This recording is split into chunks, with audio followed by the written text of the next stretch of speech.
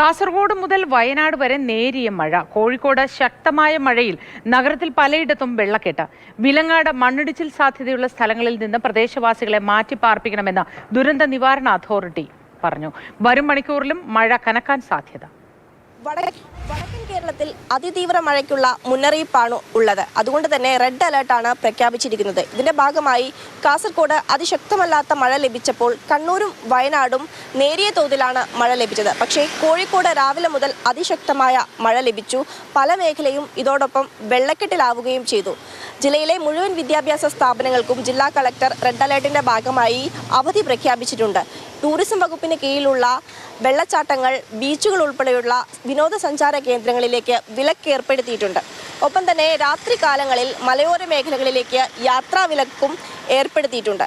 ഈ മഴയുടെ ഭാഗമായി നഗരപ്രദേശങ്ങളിലെ പ്രധാനപ്പെട്ട റോഡുകളൊക്കെ തന്നെയും വെള്ളക്കെട്ടിലായി. മാവൂർ റോഡിലെ KSRTC പരിസരം, അതോടൊപ്പം സ്റ്റേഡിയം, കോട്ടുളി ഭാഗത്തൊക്കെ വലിയ വെള്ളക്കെട്ടായിരുന്നു രാവിലെ ഉണ്ടായിരുന്നത്. പലർക്കും ഇവിടെ ഈ ഭാഗത്തുകൂടെ നടന്നു പോകാനും ഒപ്പം തന്നെ വാഹനത്തിൽ സഞ്ചരിക്കാനും വലിയ ബുദ്ധിമുട്ട് ഉണ്ടാവുകയും ചെയ്തു. നല്ല മഴ, അടിപൊളി മഴ പെയ്യത്ത് കണ്ട് മാവൂർ റോഡ് മറ്റു വെള്ളത്തിലാണ്.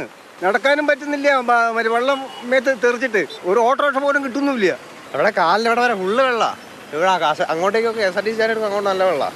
വിലങ്ങാട് ഭാഗത്ത് ഉരുൾപൊട്ടൽ സാധ്യതയും മണ്ണിടിച്ചിൽ സാധ്യതയുമുള്ള പ്രദേശത്ത് നിന്ന് അടിയന്തരമായി ആളുകളെ മാറ്റിപ്പാർപ്പിക്കണമെന്ന ദുരന്ത നിവാരണ വകുപ്പിന്റെ ഉത്തരവുണ്ടായിരുന്നു. ഇതുപ്രകാരം ആളുകളെ മാറ്റിപ്പാർപ്പിക്കുമെന്നുള്ളതാണ് ജില്ലാ കളക്ടർ അറിയിച്ചിരിക്കുന്നത്. ഈ മഴ ശക്തമായതോടുകൂടെ തന്നെ ഇന്നലെയും മിനിഞ്ഞാന്നുമൊക്കെയായി പെയ്ത വെള്ളം പല പുഴകളിലും ക്രമാതീതമായി ഉയരാൻ തുടങ്ങിയിട്ടുണ്ട്. ചാലിയാറിൽ റെഗുലേറ്ററിന്റെ 14 ഷട്ടറുകൾ തുറന്നിട്ടുമുണ്ട്. ഇതുമൂലം ഇനിയും പുഴയിൽ വെള്ളം ഉയരാനുള്ള ഒരു സാധ്യത പറയുന്നുണ്ട്. അതോടൊപ്പം തന്നെ ഈ പുഴയിൽ ഇറങ്ങുന്നതിന് ജാഗ്രതാ നിർദ്ദേശവും പറഞ്ഞിട്ടുണ്ട്.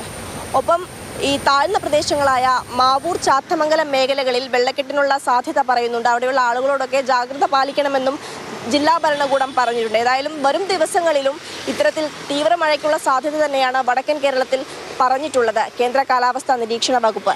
അതിന്റെ ഭാഗമായി നാളെയും ജില്ലയിൽ റെഡ് അലേർട്ട് തുടരും. റെഡ് അലേർട്ടുള്ള മലപ്പുറം ജില്ലയിലും രാവിലെ മുതൽ തന്നെ തോരാതെയുള്ള മഴയായിരുന്നു. അതിശക്തമായ മഴയില്ല, പക്ഷേ മണിക്കൂറുകൾ നീണ്ടു നിൽക്കുന്ന മഴയാണ് ആശങ്കയുണ്ടാക്കിയത്. എങ്കിലും വെള്ളക്കെട്ടോ അത്തരത്തിലുള്ള മഴക്കെടുതികളോ ജില്ലയിലെങ്ങും റിപ്പോർട്ട് ചെയ്തിട്ടില്ല. പ്രത്യേകിച്ചും നിലമ്പൂർ പോലുള്ള മലയോര മേഖലയും പൊന്നാനി പോലുള്ള തീരദേശ മേഖലയും ഈ ഇത്തരത്തിൽ മഴയുണ്ടാകുമ്പോൾ ജാഗ്രത ഉണ്ടാകാറുണ്ട്. അത്തരത്തിലുള്ള ജാഗ്രതാ നിർദ്ദേശങ്ങളും മുൻകരുതൽ നടപടികളും ഒക്കെ തന്നെ സ്വീകരിച്ചു വരുന്നുണ്ട് എന്നുള്ളത് തന്നെയാണ്. എന്തായാലും ഇപ്പോൾ ഉച്ചയോടുകൂടി മഴയ്ക്കൊരു ശമനമൊക്കെ വന്നിട്ടുണ്ട്. പക്ഷേ ഇടവിട്ട് ഇങ്ങനെ തോരാതെ മഴ പെയ്യുന്ന ഒരു സാഹചര്യമാണ് മലപ്പുറം ജില്ലയിൽ നിലവിലുള്ളത്.